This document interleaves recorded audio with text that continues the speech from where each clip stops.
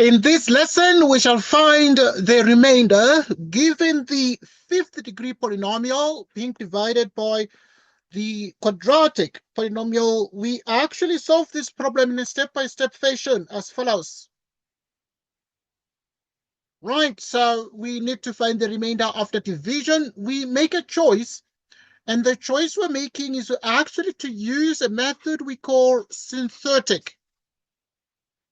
We call it synthetic division, the synthetic division technique, synthetic division method. How does this work? We'll let the divisor 3x squared plus 3x minus 6 be identically 0. At this point, we make the quadratic term of the subject of the equation. And transposing the 3x yields negative 3x. The 6 becomes a plus. We divide through by 3, getting minus x plus 2 precisely. At this point, we are in a position to actually sketch the necessary diagram for our polynomial division using a technique, the technique we call synthetic division. At this point, we extend this way. Right, we put a minus 1 here, we put the 2 as well from there. And now we actually put the 6 as the coefficient of the leading power. And we realize that there's no fourth degree term here, meaning there's going to be 0. For the cubic term, the coefficient is a negative 5. For the quadratic, the coefficient is 7. For the linear, the coefficient is negative 3. And for the last, the coefficient is exactly a 2 there.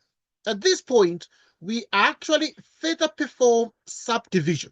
Right, and so when we perform subdivision, there are a couple of things we actually then need to do. And at this point, we realize that we can actually drop.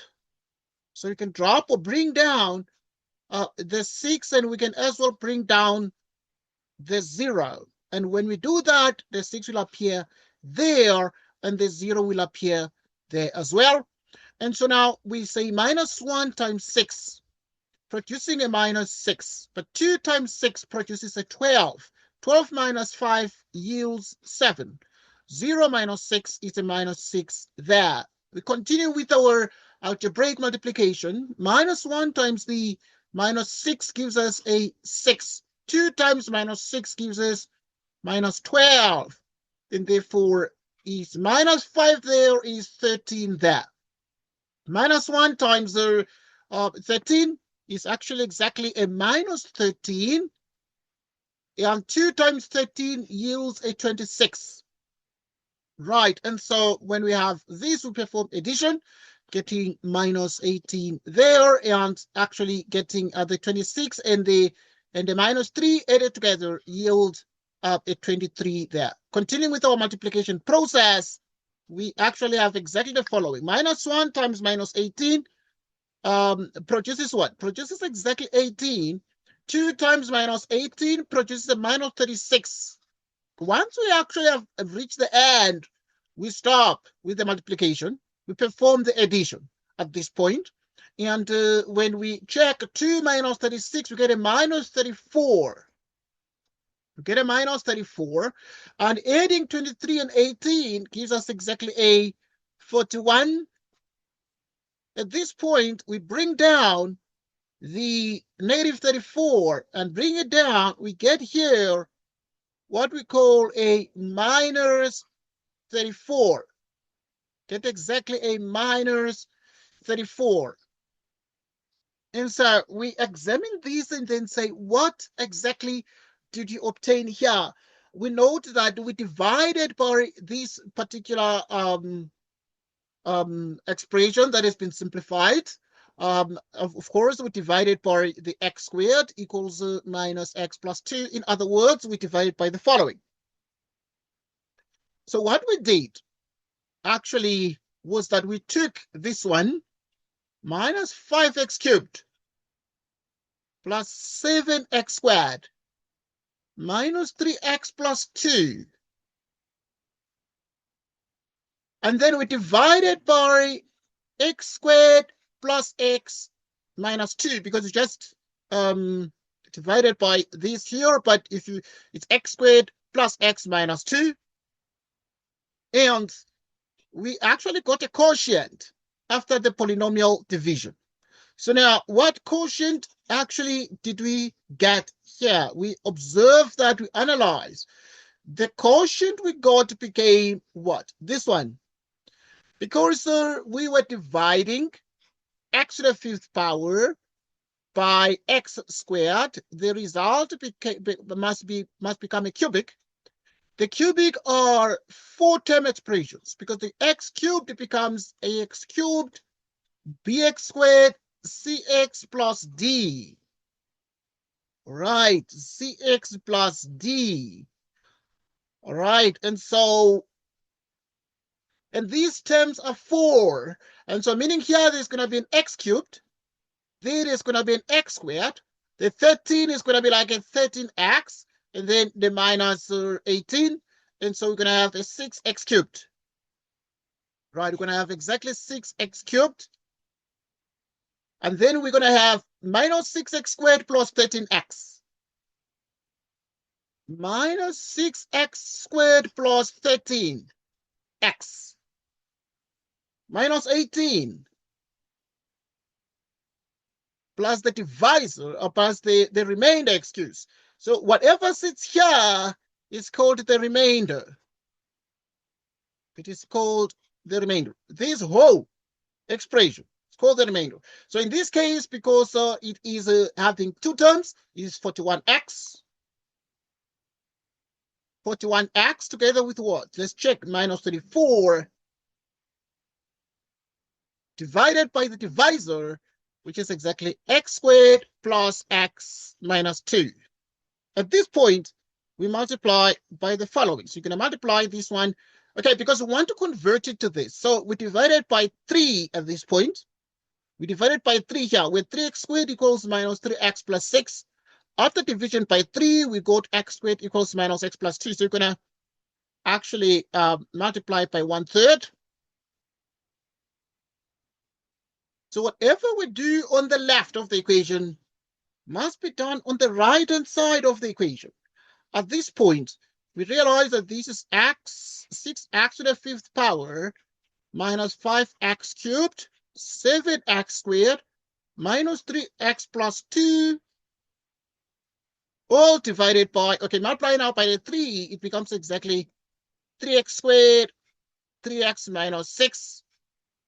Right, so if you multiply 6 by 1/3, it becomes 2x cubed, 2x squared, 13 out of 3x, divide the minus 18 by 3, you get a minus 6 plus 41x minus 34, all divided by, so you're multiplying by the 1/3, it's going to give us exactly a 3x squared, 3x minus 6. And so that sort of becomes the result. That sort of becomes the answer. At this point, we have not yet, of course, solved the problem. Perhaps we would have concluded the solution sooner than this later. And so we note, therefore, that the remainder.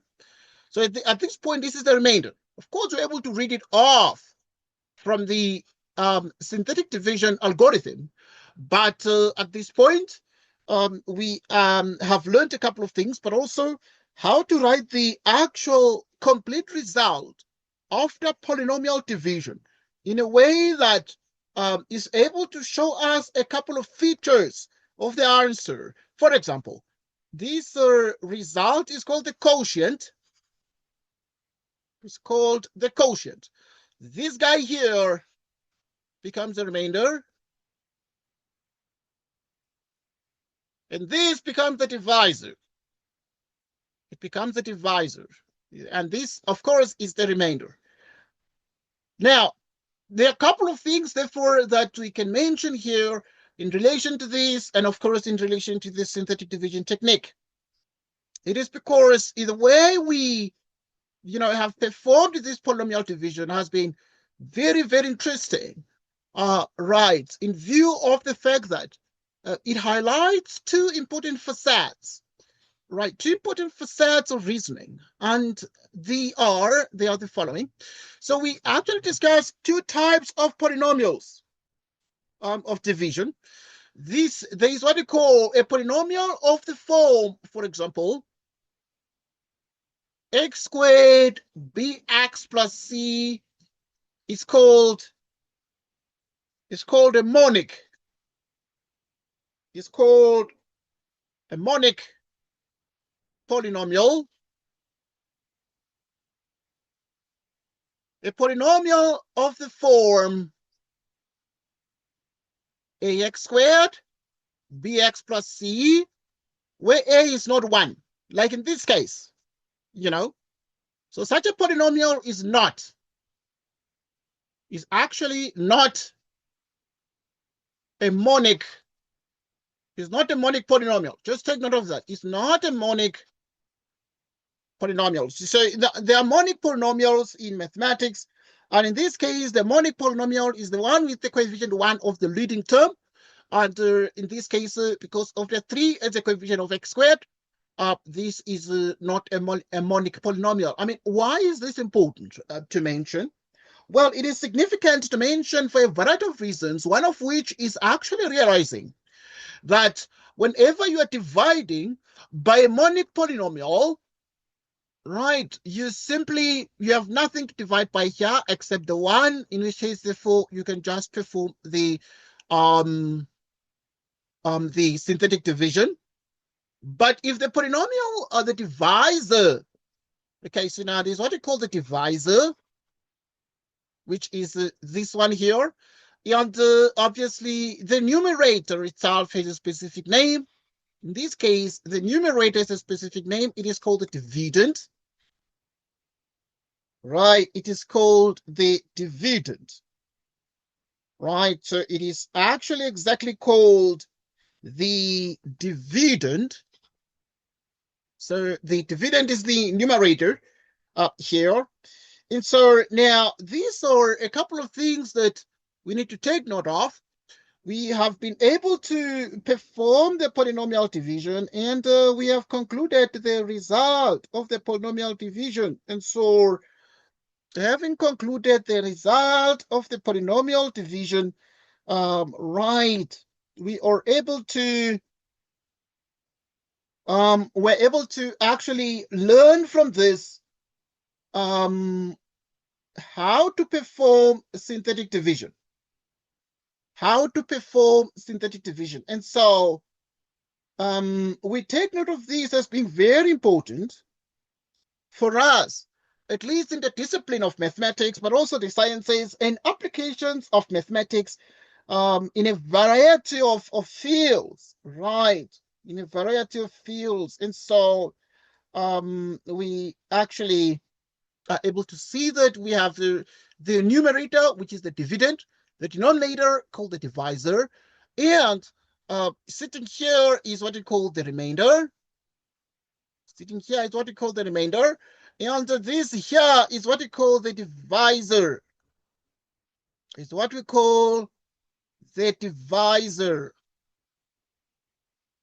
what we call the quotient. This, excuse, is what we call the quotient, right? So the quotient is the result after division. So this one here, all these actually constitute what we call the quotient. Okay, I want to talk about this here.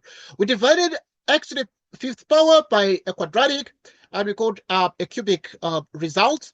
And the cubic result has 1, 2, 3, 4 terms. 1, 2, 3, 4 terms. That is what allowed us to perform division here and then separate the quotient and the remainder. This is what we did here. And so we have used the synthetic division to actually solve this problem in a step-by-step fashion. This problem here appeared as part of the NBTs, which are the National Benchmark Tests. National Benchmark Tests, or National Benchmark, yeah, of course, National Benchmark Tests, which are National Benchmark Assessments. Right, until next time, thank you for lending us your attention, and goodbye to you. And thank you so much.